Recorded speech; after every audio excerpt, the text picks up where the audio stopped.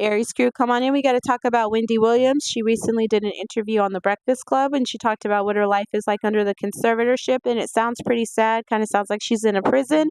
But before we get into that, welcome to Aries Rose TV. If it's your first time here, thank you so much for stopping by. If you're a returning Aries crew member, welcome back. We appreciate your support. Welcome to the channel where we talk about movies, news, world news, pop culture, TV reviews, and everything in between. Make sure you like, share, and subscribe to the channel. Wendy Williams, who's the queen of daytime talk, has been in the news recently, especially after she did her interview on The Breakfast Club, talking with Charlamagne the God, DJ Envy, talking about what her life is like in this conservatorship along with her niece, Alex Finney. I was really glad to see that she could have a family member on that call with her, supporting her while she's telling her story. So it sounds like Sabrina Morrissey is doing some shady stuff with Wendy.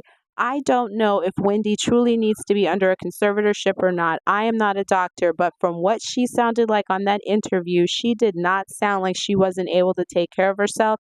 She sounded like the old Wendy Williams from her TV show. Now, I loved her talk show and I watched it all the time. I enjoyed her commentary. I liked the way she delivered it. I liked the way she engaged with the audience. So I was really sad when that show went off the air.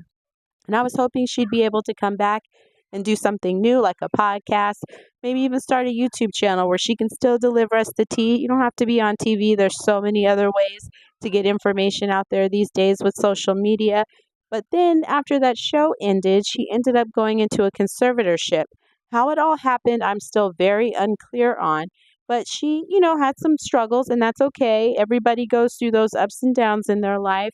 Her marriage ended with Kevin Hunter, who she had been with for a very long time.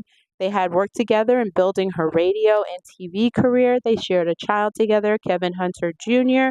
And sadly, while they were in their marriage, he was also carrying on an outside relationship, and that ended up bearing a child. And that was at the point in which Wendy said, "It's time to go. I don't want to be in this relationship anymore." She always said that that was a deal breaker for her.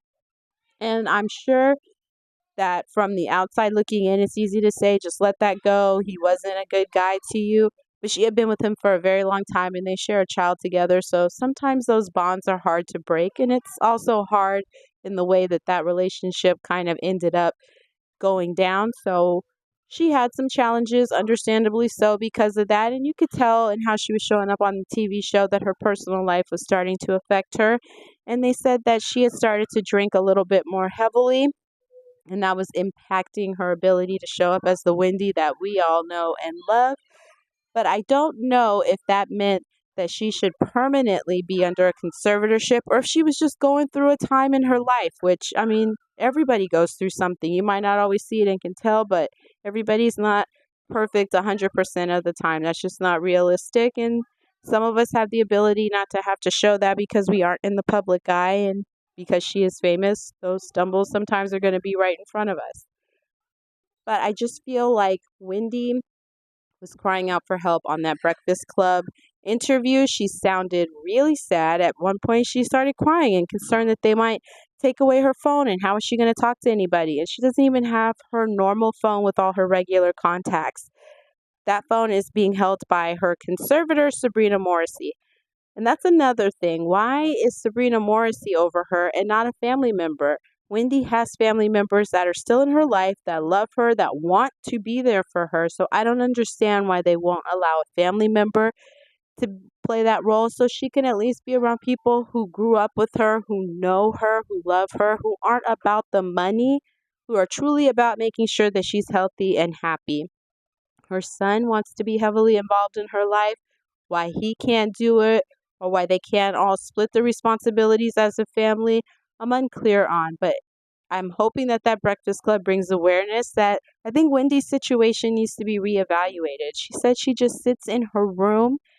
She doesn't engage with the people at the place that she's staying because they're in their 70s, 80s, 90s, and she's in her 60s. So she's probably still got a little bit of a different energy than she might be seeing in the place where she's at. I don't know what it's like there, but it doesn't seem like it's anything that she wants to be a part of.